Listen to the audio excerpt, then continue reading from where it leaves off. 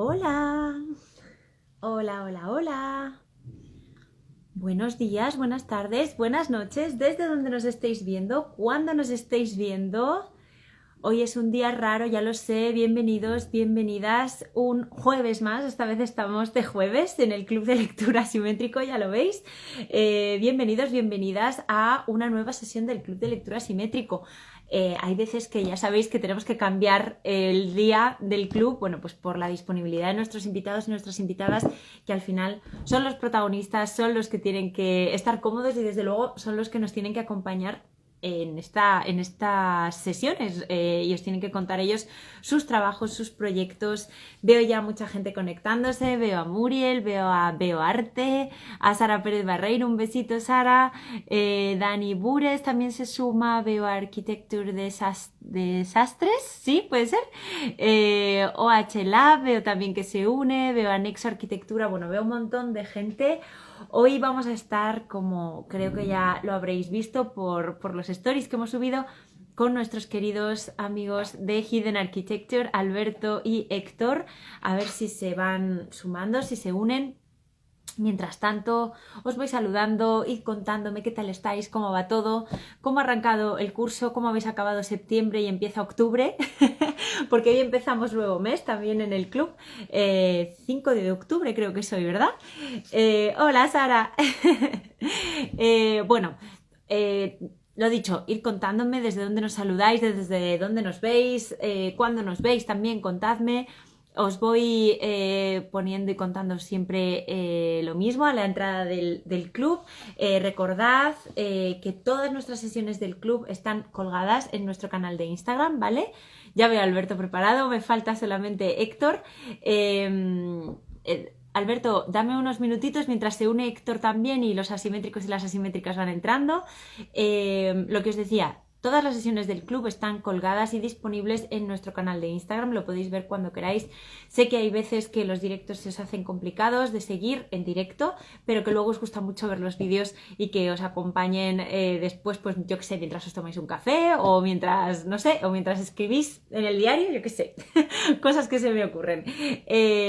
Voy a felicitar y voy a dar las gracias a nuestros queridos invitados de la semana pasada, Iñaki Bergera y María José Aldea, que estuvieron con nosotros hablando sobre el libro Francisco Cabrero, El viaje a Italia, un libro precioso de factura, de contenido. Bueno, os animo a que no os perdáis la sesión porque nos contaron maravillosamente bien todo su contenido, ambos especialistas en fotografía y especialmente María José en los viajes de Francisco Cabrero, así que no os lo perdáis, está colgado también. Ya veo a Héctor preparadísimo, ahora mismo os doy paso, solo recordar antes de arrancar la sesión de hoy, que esto se desenfoca, antes de empezar la sesión de hoy, como os lo digo siempre, aquí abajo en la casilla de comentarios y aquí en las preguntas nos podéis trasladar pues todo lo que queráis hacia los autores, en este caso Alberto y Héctor, con quienes vamos a estar hablando de este libro, Hidden Architecture Atlas. Lo digo por si hay alguien despistado o despistada. Bueno, que sepáis que hoy venimos a hablar de este libro. Alberto, Héctor, os mando la invitación para transmitir. A ver que vaya todo bien. En principio hemos confirmado el otro día, ayer, que el lunes, o el lunes y el martes, ya no sé en qué día vivo, que todo iba bien. Vamos a ver. Ya veo a ambos, Alberto, Héctor, bienvenidos, ¿cómo estáis? Hola, buenas tardes. Hola, ¿qué tal? ¿Me escucháis bien? ¿Me oís bien? ¿Todo en orden? Sí, de momento Sí, sí. sí, bastante bien. Fenomenal. Héctor, te tengo que pedir que te subas de alguna manera porque justo entran los comentarios y te tapan totalmente la cara y no te vemos. No sé si es posible que bajes el móvil para que te veamos un poquito mejor. Pues Alberto, va a yo ser creo que difícil porque necesitas... tengo una torre de libros, así que tendría que desmontar el tinglado, igual tardamos más, así que Bueno, mi lo cara digo... no va a ser relevante.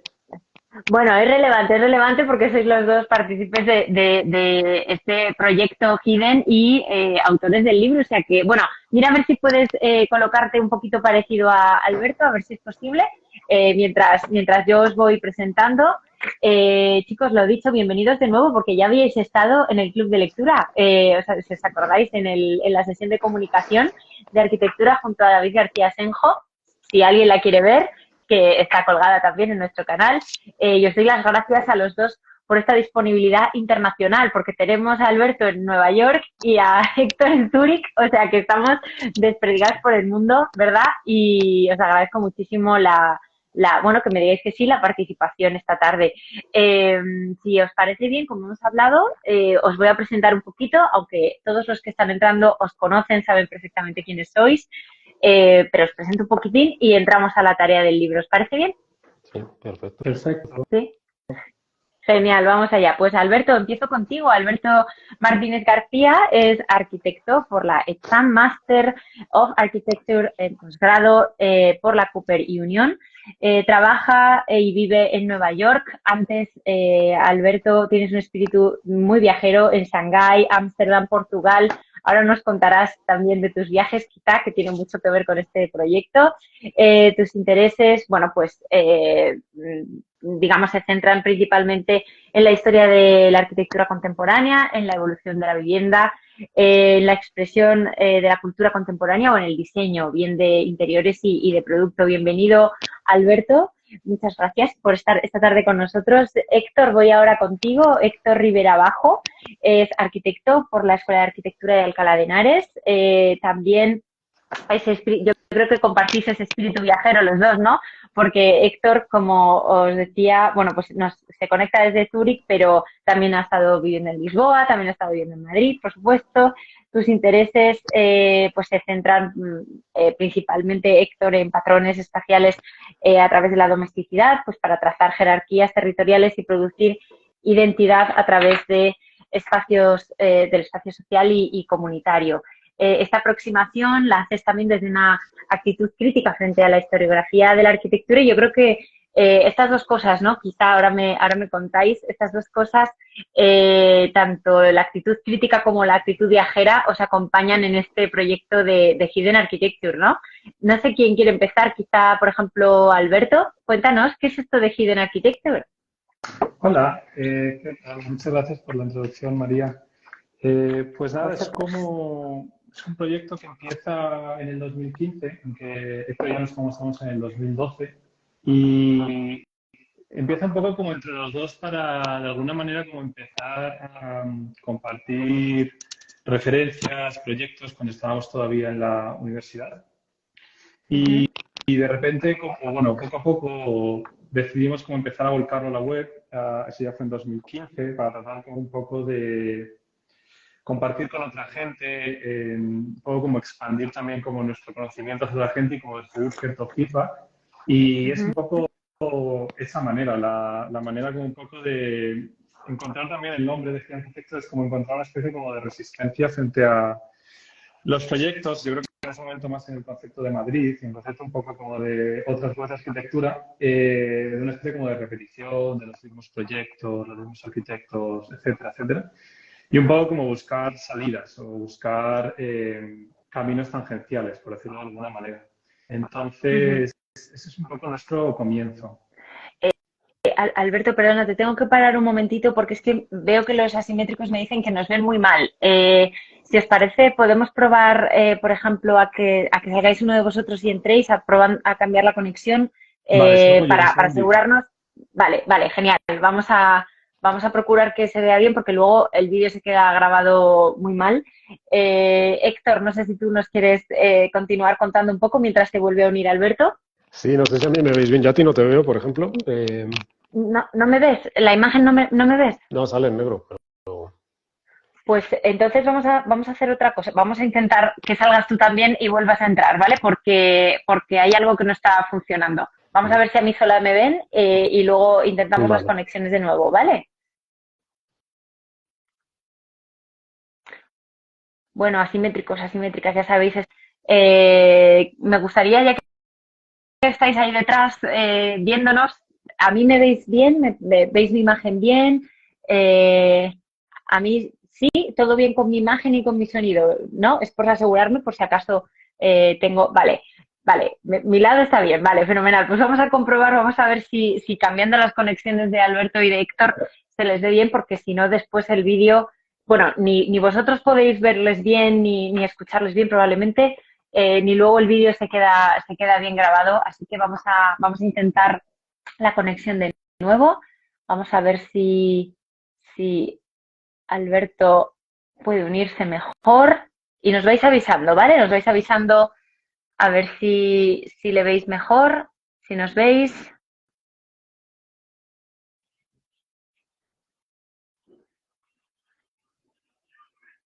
Hola Alberto, ¿qué tal? A ver los asimétricos y las asimétricas si nos dicen cómo te Hola, ven. ¿me oyes mejor? Sí, yo te oigo bien. Ahora quiero que Perfecto. me confirmen los que nos están viendo detrás. No sé, Muriel, que nos estabas dando ahí chivatazos. Ahora solo con dos, ¿nos ves bien? ¿Ves a Alberto y a mí? ¿O cómo va? Es que no quiero que la sesión se vea distorsionada porque al final los asimétricos y las asimétricas pues no nos ven en condiciones. A ver si esperamos. Vale, ok, Alberto, fenomenal. Gracias, Muriel, gracias, Mapaut, que nos dicen que todo bien. Vamos con Héctor, le voy a dar paso y nos seguís chivando si la conexión sigue igual de bien, ¿vale? Vamos allá. Vamos con Héctor. A ver si lo conseguimos. Venga, crucemos los dedos. Estas cosas de las conexiones. A ver. Hola. Hola. No sé si tú ves a Héctor, Alberto, ¿tú le ves? Yo le veo un poquito borroso, pero también a ti, entonces no sé si es mi Yo computador, es que no le veo ahora, mi conexión yo no le veo en o tu absoluto. conexión. Yo veo a Alberto borroso y a ti no te veo, María. Pues yo a ti solo te escucho y ni siquiera se me ha partido la pantalla a la mitad. O sea que no sé cómo solucionar esto. ¿Habéis probado a cambiar el tipo de conexión? Yo tengo lo más fuerte Em, ahora mismo. Puedo Vale. cambiar. yo también puedo probar con datos, pero no.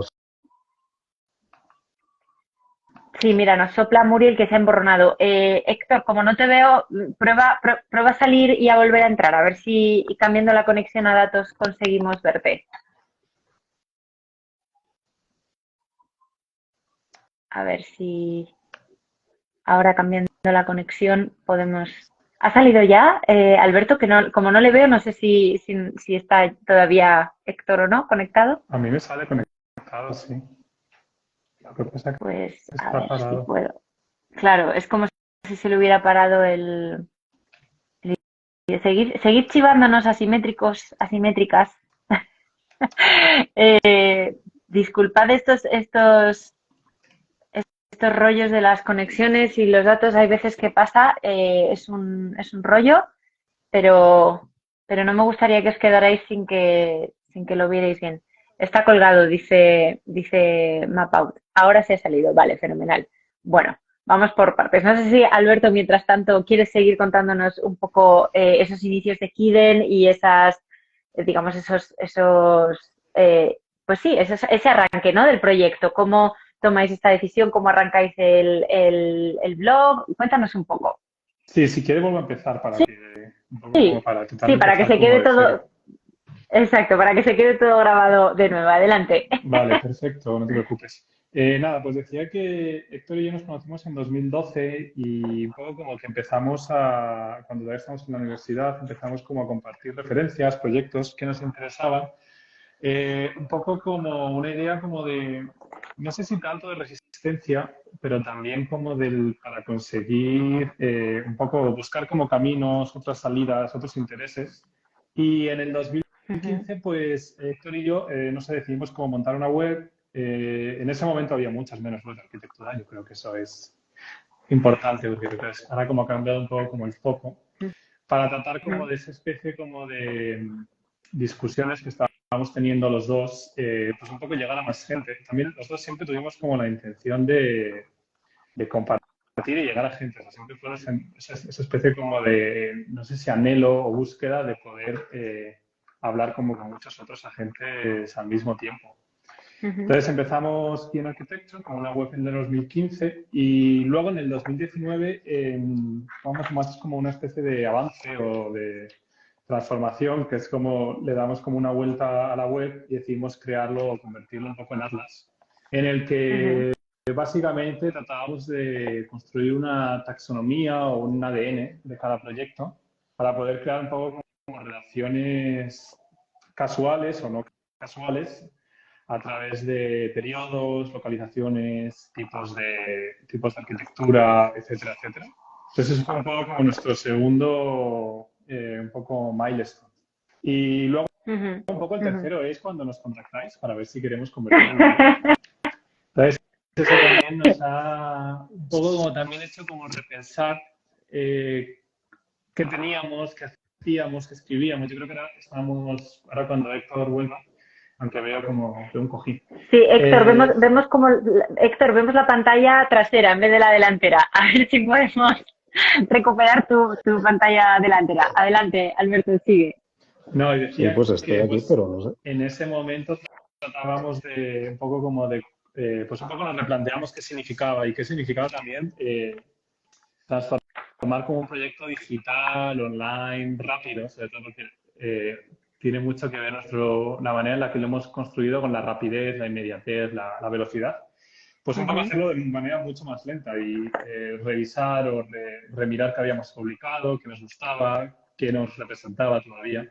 Y eso es un poco como los tres pasos o las tres, sí, un poco como que han marcado un poco como lo que significaba Gin Architecture. ujú.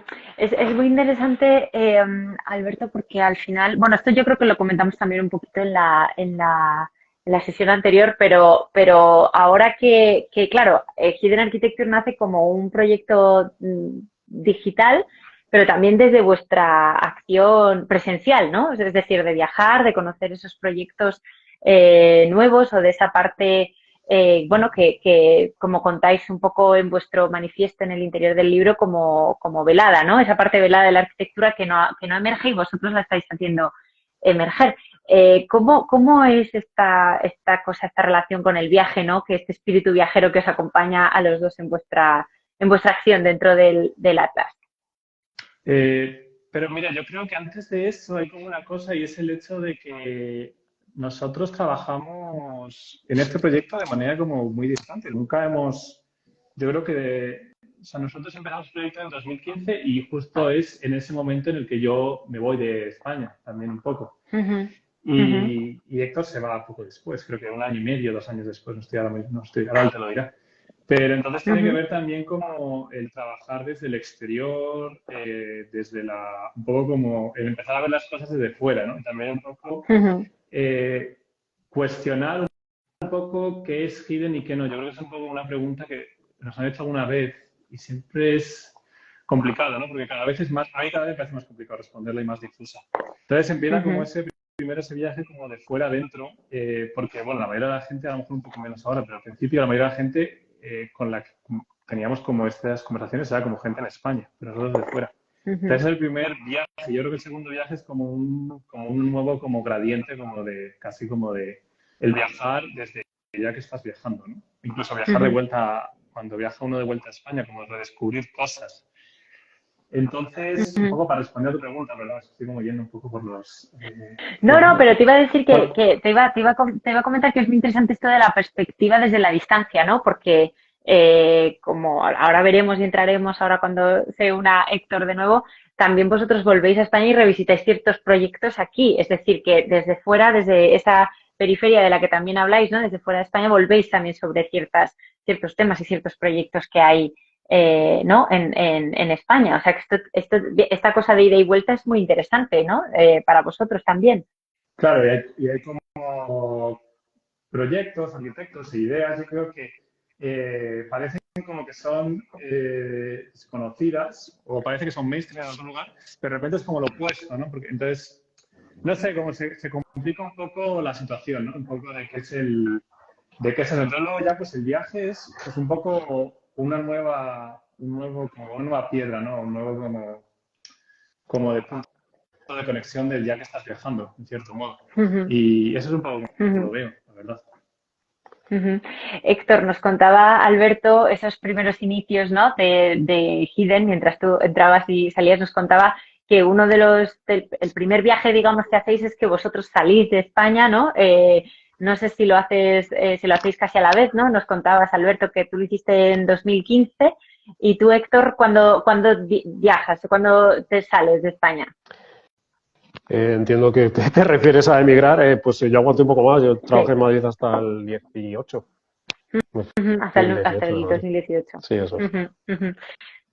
Y esta perspectiva que nos comenta Alberto, ¿no? Desde vuestros lugares de emigración, el viajar ya que estás viajando o ver también desde fuera o también fuera, mirar fuera, este sistema, ¿no? De viajar y encontrar proyectos o mirar la arquitectura desde esa perspectiva, ¿cómo lo ves? Bueno, hombre, lógicamente trae implícito un cambio de paradigma, ¿no? Al final, tú cuando te desarrollas o estudias o te desarrollas profesionalmente en un solo contexto, pues estás muy influido, ¿no? Por todo lo que te rodea. En cuanto ese contexto cambia radicalmente, te das cuenta, digamos, un poco de la relatividad de todas las cuestiones que a lo mejor tú has asimilado o tú has entendido como fundamentales, ¿no? Y yo creo que es lo fundamental, lo más importante, lo que me parece especialmente relevante, ¿no? Por lo menos de mi experiencia de haber salido fuera, el hecho de darte cuenta que, pues eso, que cosas que yo a lo mejor había asumido como muy seguras y como muy certeras o muy pertinentes, cuando las ves desde otra óptica cambian completamente. Y a la inversa, pues a gente que estaba en ese contexto y luego llega a España y viceversa, pues creo que tiene al final implícito las mismas consecuencias. Yo creo que es interesante porque a nosotros especialmente nos llevó a tomar la conclusión, pues eso, de que todos, pues algo que no es que critiquemos, pero bueno, nos posicionamos ligeramente en contra, pues como todo el tema pues de los cánones o de los dogmas que hemos asumido siempre en las escuelas, por lo menos en la época en la que nosotros hemos estudiado, es cierto que se estudia sobre unos dogmas bastante bien establecidos, que igual tienen cierta Ujú, utilidad porque ayudan a asimilar conceptos que de otra manera igual serían demasiado complicados, pero yo personalmente yo estudié desde que entré en la escuela, siempre es como Le Corbusier, ¿no? En un continuo como si pareciese que no hubiese existido la obra de otros autores, ¿no? Y, ujú, y, por ejemplo, pues lo hemos hablado muchas veces Alberto y yo, ¿no? Por ejemplo, el tema todo lo que es el posmodernismo, todas las obras que se encuadran dentro de un marco que se define como posmodernista, son como absolutamente desterradas, ¿no? De la narrativa, no tanto académica, pero sí al menos docente. Y luego al ujú, final te das cuenta ujú, de cuando te vas un poco, vas dejando atrás, digamos, todos esos prejuicios con los que te enfrentas a las obras, te das cuenta de que estas obras pues tienen ciertos valores intrínsecos que igual por cuestiones de estilo a lo mejor te pueden provocar cierto rechazo, ¿no? O cierto distanciamiento, pero que tienen ciertos valores intrínsecos que pueden ser apreciados, ¿no? Y pueden ser recuperados y reutilizados. ujú. Es muy, muy, vamos, yo coincido contigo totalmente, Héctor, esta cuestión de los dogmas, pero no solo los dogmas, sino también los nombres, lo que tú comentabas, ¿no? Los nombres de los arquitectos y arquitectas que se estudian en las escuelas, o se estudiaban por lo menos quizá cuando nosotros estábamos en la carrera, eran ciertos nombres. No sé si los asimétricos y las asimétricas que nos escuchan también sienten lo mismo o les está pasando si son estudiantes. Pero también vuestro trabajo no ha sido solo recuperar, digamos, obras, sino también nombres y trabajos de arquitectos y arquitectas, ¿no? Alberto, por ejemplo. Sí, sí. O sea, más que recuperar, yo creo que a lo mejor es como, no sé si reconocer o Ujú, valorar o tener curiosidad hacia ello, ¿no? Un poco como estar siempre, un poco como buscando lo que no quiere la gente, un poco como no sé, el coche escoba, ¿no? Un poco que va a ir recogiendo porque, claro, o sea, me está hablando un poco lo de Le Corbusier, pero claro, ahora Le Corbusier ya no se mira, ¿no? Bueno, por lo menos en Estados Unidos está como muy rechazado. Entonces, a lo mejor pues, a lo mejor es quizás el momento, ¿no? De volver a reapreciarlo. Es como ujú, un poco la contracorriente. Entonces, sí, o sea, la palabra recuperación es para mí tan cierta, pero más como el decir, hey, o sea, como un poco como iluminar con una linterna un poco lo que se está quedando a oscuras, ¿no? Y hacer como siempre como ujú, cambiando el foco, ¿no? Así es ujú, un poco yo ujú. como lo veo, de manera como... Pero también de una forma bastante, un poco, que es un poco lo que viene en la introducción del libro, que a lo mejor ahora podemos empezar a hablar de ello. Claro, por Pero de una manera un poco supuesto. lúdica, ¿no? Y de forma como un pelín, no sé, relajada, ¿no? Un poco sin tener que estar como Ujú, de una forma como un poco muy serio al respecto. Eso es como yo lo veo. ujú, ujú. Sí, Sí, luego claro, también hay cuestiones de nombres que es, que es interesante valorar el hecho de que hay ciertas obras que cuentan siempre con el beneplácito de la crítica, ¿no? Y de las publicaciones, y hay otras que no tanto, aunque puedan tener el mismo valor, y que también eso sucede, digamos, en una línea temporal. Hay arquitectos o obras de arquitectura que en el momento en el que se producen tienen mucha repercusión, pero que luego a los 15, 20 años, por las razones que sea, pues caen completamente en el olvido, ¿no? Muchas veces son quizá cuestiones ideológicas o sociales, pero bueno, no sé, por ejemplo, estaba pensando en un arquitecto que en su momento fue un maestro, ¿no? Como Togo Murano, que no hemos publicado mucho de él, creo que son un par de proyectos, que además fue maestro de Kenzo Tange, por ejemplo, pero en su momento tenía una relevancia brutal y ahora prácticamente no, pues de hecho apenas ni hay casi no hay publicaciones, solo hay una por ahí un poco difícil de encontrar y de conseguir. Es un tema pues bastante interesante en el que pues, sería conveniente profundizar un poco más. Porque me ha gustado mucho la pregunta que comentabas, Alberto, que os hacen a veces, que ¿por qué no ponerlo otra vez encima de la mesa? ¿Qué es hidden y qué es lo que no? Es decir, ¿cómo elegís vosotros esos proyectos o esas miradas, ¿no? ¿Dónde ponéis esa linterna? ¿Por qué la ponéis ahí? Pues mira, de forma muy egoísta, donde no lo conocemos. Yo creo que eso es eso, ¿no? Como la forma personal. Y es lo que digo, como, o sea, un poco al principio, cuando empezamos, yo me acuerdo que le dije a Héctor en plan de, uy, si se nos acaban los proyectos, y luego me dijo, no, se van a acabar porque siempre vamos a encontrar más. Entonces, es un poco donde lo que nosotros no conocemos, o te diría casi también lo que nosotros olvidamos, ¿no? Yo ahora como un poco como que recuerdo cosas que aprendí al principio en la carrera, que en su momento eran como más, pensaba que eran como más canónicas, por volver a la palabra de Héctor, y ahora, sin embargo, ya no lo son. Entonces es un poco como esa especie como de rueda que se va como retroalimentando. Héctor. Sí, bueno, yo creo que tiene un poco que ver con lo que hablamos antes, ¿no? De la relatividad también del concepto de qué es oculto y qué no es oculto, o depende de para quién y en qué momento. Pues sí, como decía Alberto, al final nosotros un poco por ese egoísmo, ¿no? Ese interés de siempre de aprender cosas nuevas, pues siempre hemos tratado de poner el foco en aquello que nos resultaba menos familiar. Pero bueno, lo que siempre hablamos mucho que nos interesa especialmente es cómo lo que a ti te resulta más o menos familiar a otra persona que se ha criado, se ha educado en otro contexto arquitectónico o cultural diferente, pues le sucede al revés, ¿no?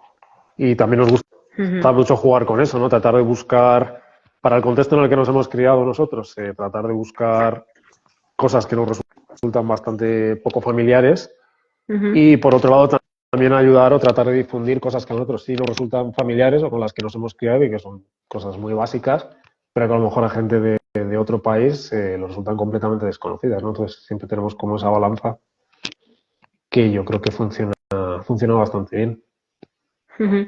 Hemos hablado un poco pues de esos inicios, ¿no? Y de cómo elegís o cómo habéis ido descubriendo o poniendo el foco en esos proyectos, en esas arquitecturas que ibais desvelando. Pero me gustaría hablar del segundo momento, del concepto Atlas, ¿no? Ese segundo momento del que hablabas tú, Alberto, antes, de ese concepto Atlas. ¿Cuándo llegáis a la conclusión, oye, mira, esto además de visitarlo y tal, hay que registrarlo, hay que hacer un mapa para que podamos o que la gente pueda volver a ellos o visitarlos? ¿Cómo llegáis a ese punto? Héctor, por ejemplo. Yo continúo. No, bueno, también porque empezamos a publicar y al final se iban acumulando los proyectos, ¿no? Y nosotros estamos acostumbrados al final a ver las cosas de una manera gráfica. Y creo que fue en concreto Alberto el que pensó que tendríamos que estudiar la posibilidad de meter un mapa en el que se fuesen colocando los proyectos a medida que los íbamos publicando. Y a nosotros realmente nos resultó de mucha ayuda, ¿no? Porque gracias a eso fuimos conscientes un poco pues de las zonas en las que nos estábamos concentrando más, lagunas que estaban apareciendo. Estoy hablando sobre todo, claro, a nivel geográfico, que es lo que ves en el plano, ¿no? Luego el concepto de Atlas es más amplio, también tiene unos... Uy, se nos ha cortado. Venga, sigo yo. No pasa nada. Sí. En la que hemos publicado los proyectos, en la que no hay nada. Y a nosotros, sobre todo, pues nos pone ese desafío encima de la mesa, ¿no? De tratar de trabajar aquellas cosas que hasta ahora hemos ignorado, ¿no? Por desconocimiento o por falta de acceso. Ujú. Héctor, es que se nos ha cortado el audio cuando estabas explicando. No sé si lo puedes volver a repetir porque es que se ha cortado total y hemos perdido el hilo. Vale, ¿me escucháis ahora o no? Sí, sí, Sí. sí, te escuchamos, te escuchamos. Sí, nos decía que, bueno, que en un principio la idea del Atlas surgió para poner un mapa, ¿no? Para ver las cosas desde un punto de vista gráfico, luego se amplió, ¿no? Con la aparición del cuadro cronológico también. Y bueno, a nosotros nos resulta muy útil como para detectar pues las lagunas que tenemos, zonas que no hemos tratado, épocas de la historia que no hemos tratado, ya sea por ignorancia o por falta de acceso a documentación. Ujú, Con lo cual, digamos que también la creación del propio Atlas, que es lo que se va creando con la publicación de cada uno de los proyectos, pues digamos que también de alguna manera va marcando como distintas líneas o posibles vectores, ¿no? De investigación y de posibles publicaciones futuras. ujú. Alberto, que veo que asientes, no sé si quieres añadir algo a esta parte del Atlas, del concepto No, Atlas. no, está bien. Solo una cosa, y es que nosotros, o sea, al principio nosotros teníamos unas tablas, no sé si esto se acuerda, que eran como casi tablas de Excel, como una cosa como infinita. Y cuando realmente teníamos tantas, un poco que es como cuando nos damos, o sea, cuando un poco como decidimos pues actualizar y hablamos con un desarrollador web, y entonces como creamos esta especie como de mapa cronológico y de mapa físico, sobre todo, y como estas categorías.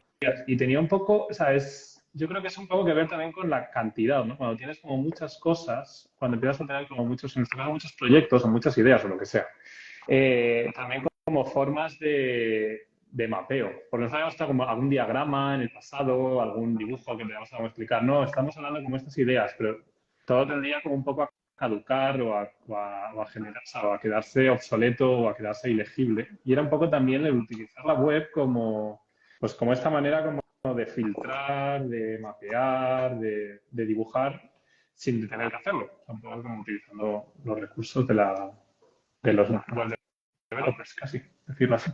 Ujú, ujú.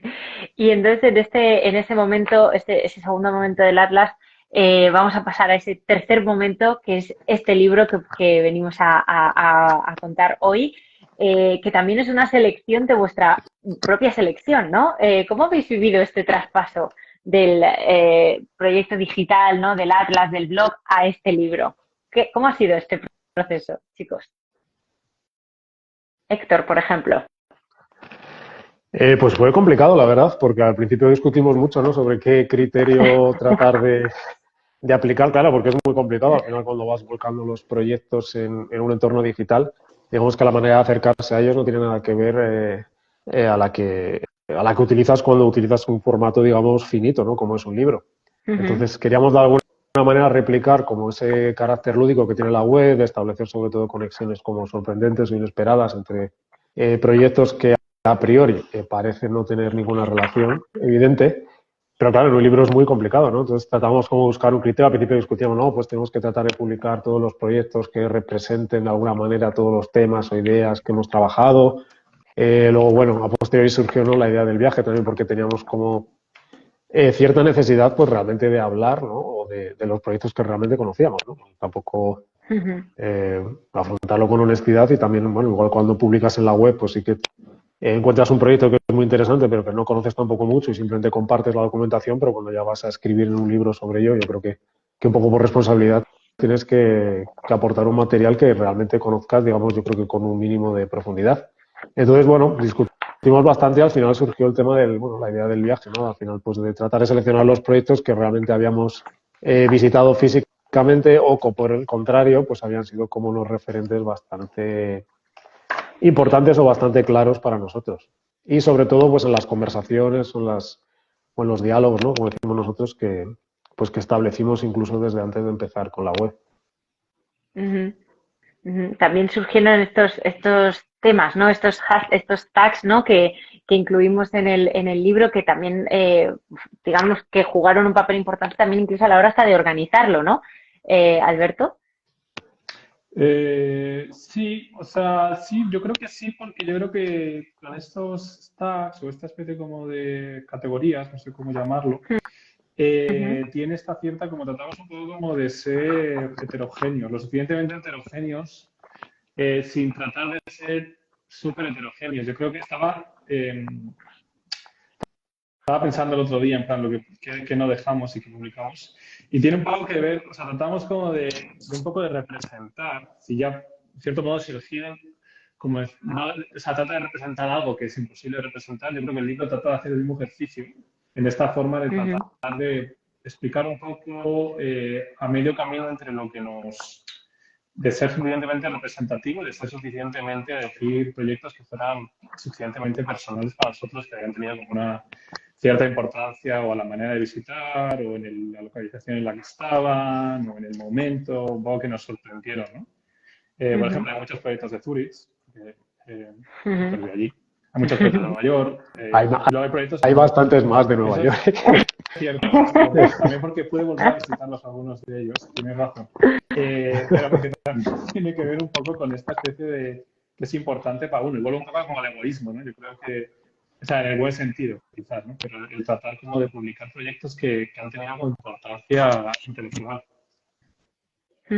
Y que podemos explicar mejor también. Creo que eso es importante. A mí me gustaría, chicos, si os parece bien, antes de entrar quizá en alguno de ellos, de esos proyectos que a mí me gustaría contar principalmente que toda la documentación gráfica que hay en el libro, los planos están dibujados por vosotros a mano y todas las fotografías son vuestras, excepto las de Nuestra Señora de la Luz, ¿verdad? Si no me equivoco. Que son de Jesús Martínez Martínez, pero yo creo que esto es muy importante, ¿no? Esta variable que estáis contando de vamos a hacer el libro lo más personal posible porque hemos ido a visitar esas obras, ¿no? Hemos estado allí y lo podemos contar de primera mano. Esto es fundamental dentro del libro. Contadnos porque yo creo que muchas veces a los estudiantes y a las estudiantes les dicen, no, es muy importante viajar, pero ¿por qué es importante viajar? Quiero decir, vosotros desde vuestra experiencia, contar estas obras en este libro y en vuestro blog, ¿cómo vivís esta parte del trabajo? No sé quién se quiere lanzar a esta pregunta. Héctor, por ejemplo. Bueno, a ver, yo creo que también nosotros la idea o sea, de viajar a ver estos edificios y visitar estos edificios o cualquier otro, también lo hacemos desde una aproximación muy hedonista. O sea, nosotros lo hacemos porque en el fondo lo disfrutamos. Y yo creo que partiría de esa base. La persona que no disfrute de ello, no encuentre ningún placer especial en ello, o yo no le recomendaría que lo hiciese para nada ni que siguiese con ello. Creo que es completamente fútil. Para nosotros es muy relevante. De hecho, bueno, yo trabajo como arquitecto y realmente considero que trabajo simplemente para costearme las vacaciones, no aparte para pagar las facturas, pero para costearme las vacaciones que normalmente se organizan y se justifican por ir a visitar determinadas cosas.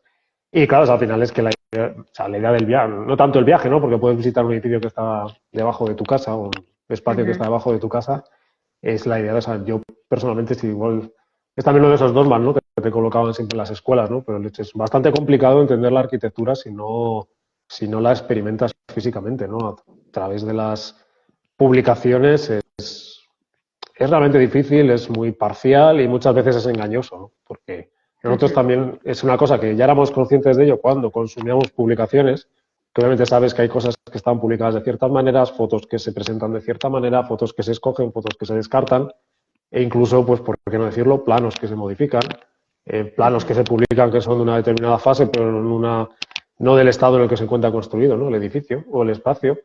Entonces, al final, ir a visitar es como la manera más fidedigna de tratar un poco de aprender, ¿no? De ese espacio. Y luego, no tanto porque es más fiel a lo que realmente estaba en la cabeza de su autor, que no tiene por qué ser así, porque ha podido sufrir modificaciones, sino por el hecho de que hay muchos factores, ¿no? Que rodean a la experiencia de la arquitectura que son determinantes, ¿no? Para construir esa experiencia, ¿no? Ya sea pues el momento del día que vas, el tiempo climatológico que haga, la compañía, lo que huelas, lo que veas. Al final eso es lo que conforma tu experiencia arquitectónica y a través de esas experiencias como tú interpretas un edificio, ¿no? Tratar de analizar el edificio sin contar con todo ese bagaje es, yo creo que complicado, ¿no? Alberto, supongo que estás de acuerdo porque asientes. Totalmente de acuerdo. No tengo nada más que añadir un poco, no, creo que sí. Bueno, y que sí, todas las fotos son nuestras, menos las de la iglesia de Nuestra Señora de la Luz, ¿sí?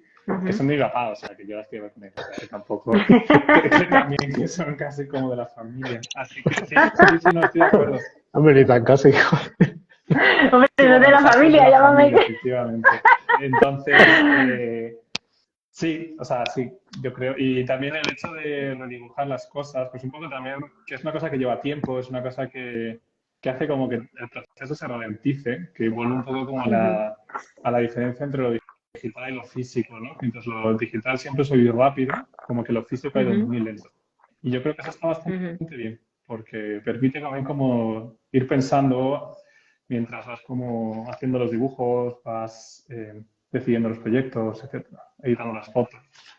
Sí, Y también revives el viaje, que es bonito. Claro, eso te iba a decir, ¿no? Que revives a la vez que estás dibujando y dices, pues yo entré, quizá, ¿no? No sé, me imagino. Pues yo entré por aquí y la primera vez que le hice fue esta esquina y mira esto, qué bonito. Y no, yo creo que es también una manera de volver sobre ello.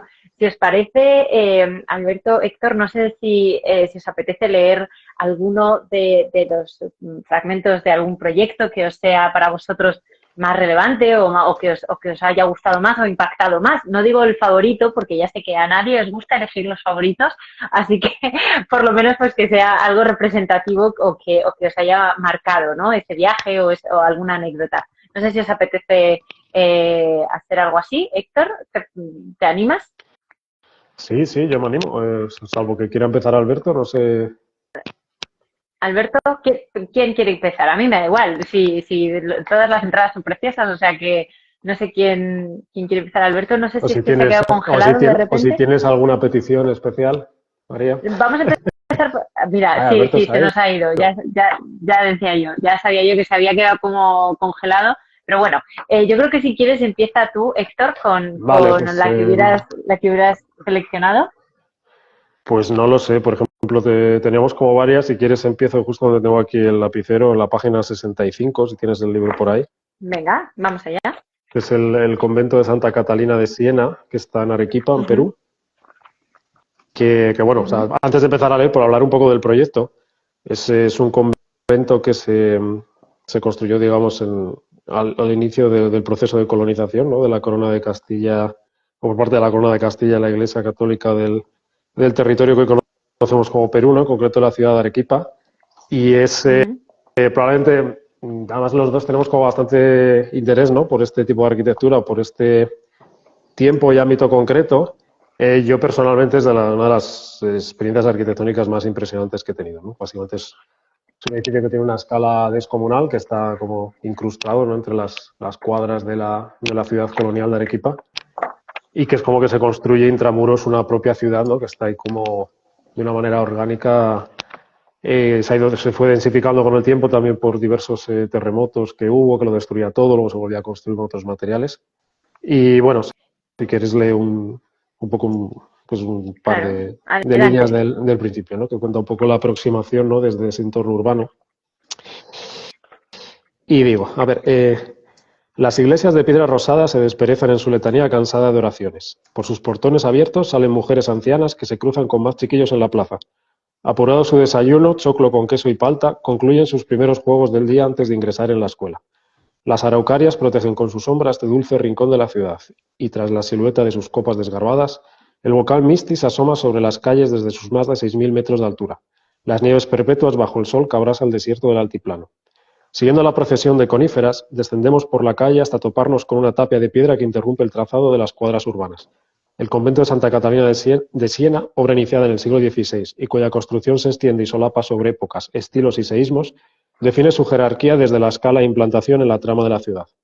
Ajeno a las dimensiones regulares y homogéneas de calles y manzanas, el perímetro del convento ocupa con su denso tejido algo más de 20.000 metros cuadrados, extendiéndose sobre casi 2 cuadras y modificando la circulación con su hermetismo de roca arrancada del Misti.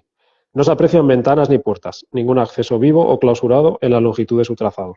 Muros mudos sobre los que se asoma la copa de algún árbol en clausura, muros fuertes bajo cuya protección los vendedores callejeros han desplegado ya su colección de amuletos, reliquias y chaquetas de lana de alpaca. La ciudad funciona ahora a pleno rendimiento y los autos destartalados discurren alrededor de los cruces con su aguda disfonía de pitidos provocadores. Orientándonos por el perfil pétreo del cimborrio de la iglesia, Encontramos el portón de acceso en una posición un tanto extraña, junto a la esquina más próxima a la plaza de armas y sin ningún preámbulo urbano que anuncie la entrada a la ciudad del silencio desde la ciudad blanca. Abiertos ahora para acoger a viajeros propios y lejanos, ninguna persona ajena al convento traspasó estos muros hasta hace 50 años. Un escalón. Se nos ha vuelto a perder la conexión. Casi por completo, el bramido de los motores y aquel último frenazo apurado que se diluyó en el aire como el vuelo de un vencejo. Y bueno, ya está. Se nos ha cortado un poquito, Héctor. Vaya, hombre. Pues es una razón más que suficiente para comprar el libro y leerlo. Sí, está todo pensado. Está todo pensado para que os perdáis partes y os deje con la miel en los labios. Alberto, yo no sé si quieres leernos tú otro de los proyectos. Sí, si aguanta la conexión, sí, a ver si vamos a intentarlo, venga. Venga, pues yo, mira, voy a hablar de un proyecto que está en Nueva York, que está en el Bronx, que es de vivienda de los 70. Es un proyecto que no conoce nadie, la verdad. Que yo descubrí de manera bastante por casualidad, que es de un arquitecto que se llama John Ciardulo, que tampoco conoce nadie, tampoco voy a... Entonces, pero que está muy bien porque, digamos, está en el medio de una traza urbana de estas, como un poco de, pues que es típica en Brooklyn, en el Bronx, en Queens, como de un poco de la malla urbana parecida a la de Manhattan, pero con más baja densidad, y que genera espacio público, público de verdad, o sea, genera un jardín, una plaza que es, en el contexto de Nueva York es muy complicado y es muy complicado que funcione bien. Entonces, es la página 145, por si alguien tiene el libro. Y voy a hablar porque hay asimétricos y asimétricas ahí detrás con el libro preparado en la mano, 145. Adelante, Alberto. Y voy a hablar en el último párrafo un poquito, ¿vale? Y dice así, pasear por el proyecto de John Ciardulo, 45 años después de su construcción, es ilusionante ya que nos permite analizar las posibilidades urbanas de Nueva York dentro del ámbito comunitario. Durante este tiempo, los elementos más relativos al diseño original, la geometría del suelo, la potencia formal del mirador circular o la geometría quebrada de los muros de hormigón, se han ido desdibujando dentro de la continuidad del paisaje doméstico de los vecinos hasta hacerlo casi desaparecer. Sin embargo, sus ideas más sociológicas y urbanas se han ido arraigando en el lugar. El proyecto es un catalizador social a escala doméstica. Los vecinos han ido apropiando de él y transformándolo de acuerdo con sus propias necesidades y rutinas. No se entiende como una pieza de diseño, sino como un sistema habitacional abstracto que se ha adaptado al territorio mientras sus residentes lo han ido definiendo. Plaza Borinquen, que yo creo que tiene que ver de Boricua, pero es una diferencia. A diferencia de otros proyectos similares construidos en el mismo periodo, sigue funcionando como un catalizador social. Y aquí lo dejo. Precioso. Estoy enseñando las fotos que yo creo que también representan un poquito, ¿no?, esto que nos estabas contando, ¿no, Alberto? Sí, son fotos que hice intentando de que no había gente, pero que estoy un poco maleducado. No sé si puedo mostrar la cara de las personas. Pero en el fondo está muy bien porque esto que digo es como en una zona relativamente periférica, relativamente de clase media, media-baja. Y en una ciudad en la que realmente el espacio público no interesa, se consigue crear a través de la arquitectura, que eso yo creo que es lo que está bastante bien y es bastante atractivo y se genera esta especie como de sentido de comunidad que todo el mundo habla, pero nadie sabe lo que es un poco. Entonces a mí por eso quería hablar de él, porque también hablando un poco de la parte ideológica del asunto. Pues muchas gracias por leernos. Héctor, yo no sé si quieres tú probar, no sé si nos oyes, no sé si ni siquiera si vuelves a estar congelado, me temo que sí. Sí, efectivamente vuelve a estar congelado. Así que, Alberto, si quieres elegir tú otro de los proyectos y mientras te vuelve a unir Héctor. Venga, vale. Pues mira, voy a hablar ahora se llama la heladería Copelia, es un proyecto bastante más conocido, está en La Habana, en Cuba, en el centro. No sé si es el centro histórico, yo creo que no, creo que el centro histórico está, o a lo mejor sí, no me acuerdo. Pero bueno, es un proyecto de los 60, después de la Revolución. Es una heladería como que tenía esta función también social, un poco por un poco este optimismo un poco de una vez que sea, bueno, de la Revolución Cubana, Fidel Castro, etcétera. y es un proyecto que visité y que creo que puedo hablar de ello. Voy a hacer un par de párrafos, ¿vale? Páginas para que Sí, nuestros perdona, el proyecto empieza en la asimétricos página 37 y voy a leer la página 39. Porque Muy bien, adelante. si quieres mostrar la sección, que es lo que está. Sí.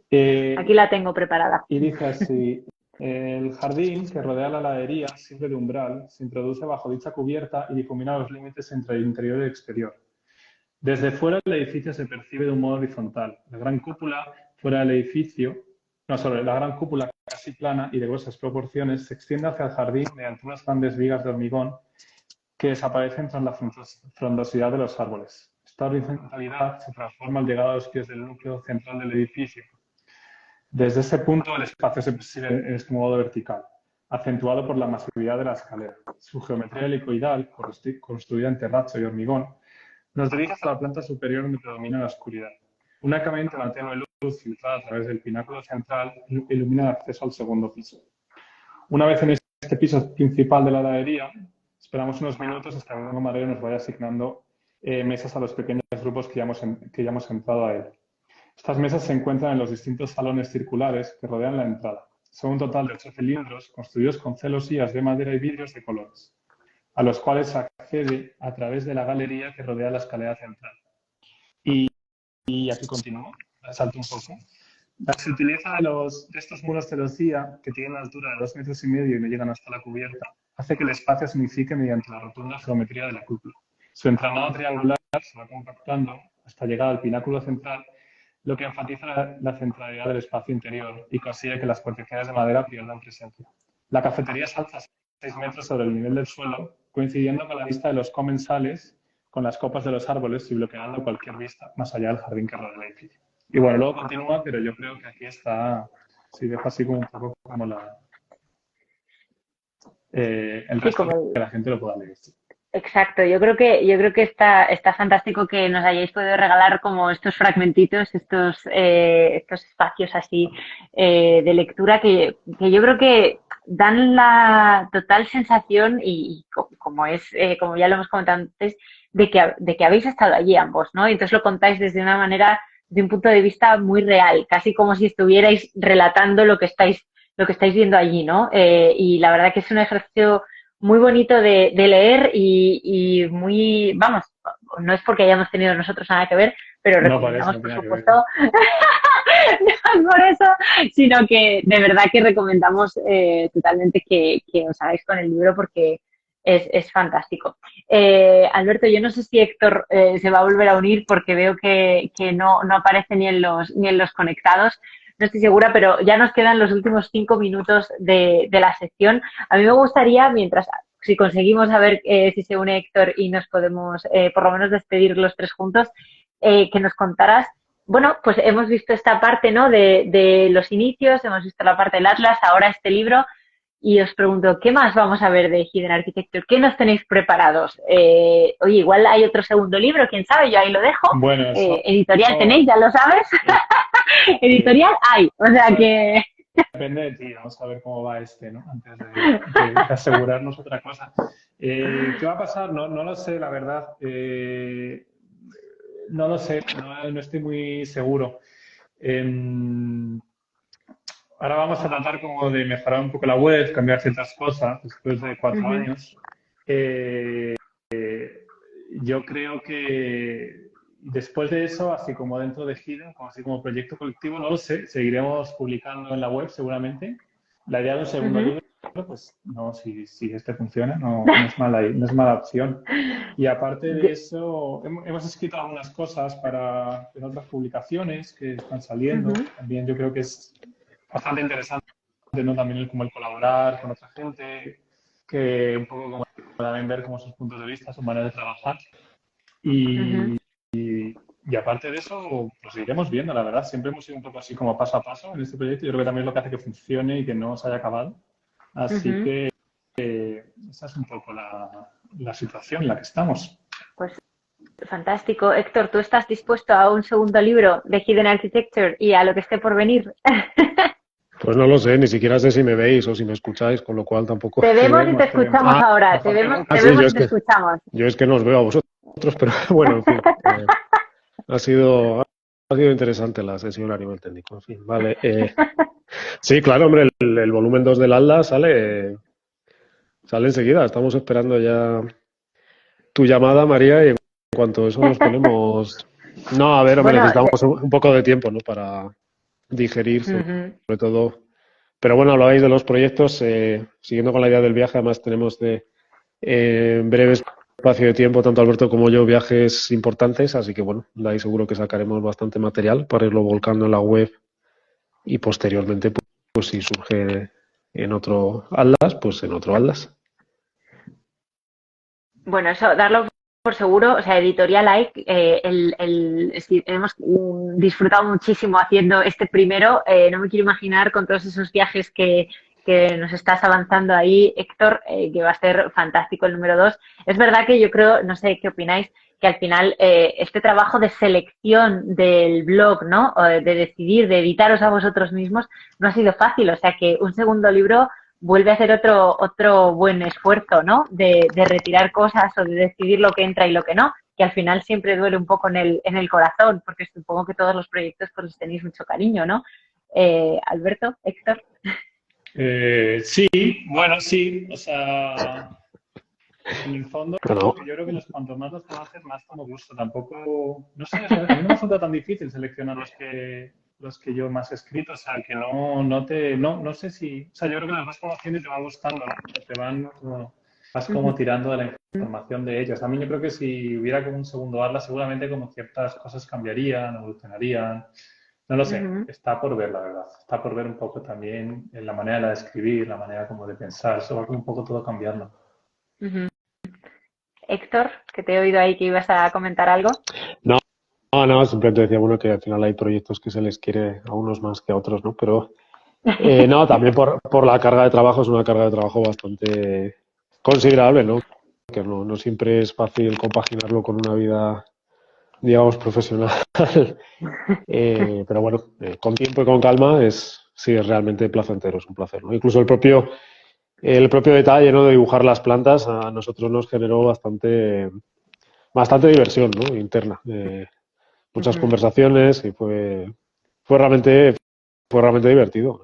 Es cierto que hay veces, ¿no? Que cuando has estado pues, todo el día trabajando, llegas a tu casa, te pones por la noche ahí a dibujarte una planta de cualquier cosa de las que hemos publicado, pues hay veces que te quieres tirar por la ventana casi, pero bueno.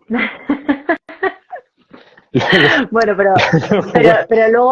pero luego sale el libro y merece la pena, ¿no? Todo el trabajo que habéis hecho y la verdad que os doy las gracias por vuestra implicación personal, directa en este trabajo, no solo por los viajes y por el Atlas que ha habido antes, sino en esta fase concreta del libro en la que os habéis implicado, vamos, al 300% los dos.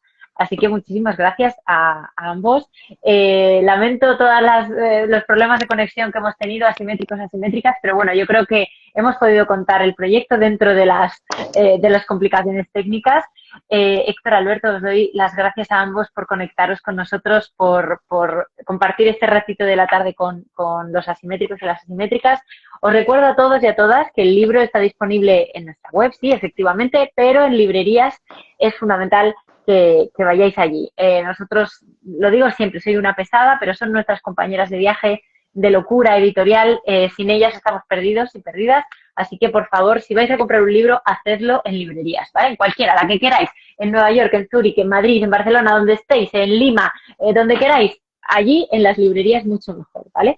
Héctor, Alberto, muchísimas gracias a ambos. Os mando un abrazo desde Madrid a Zúrich y a Nueva York.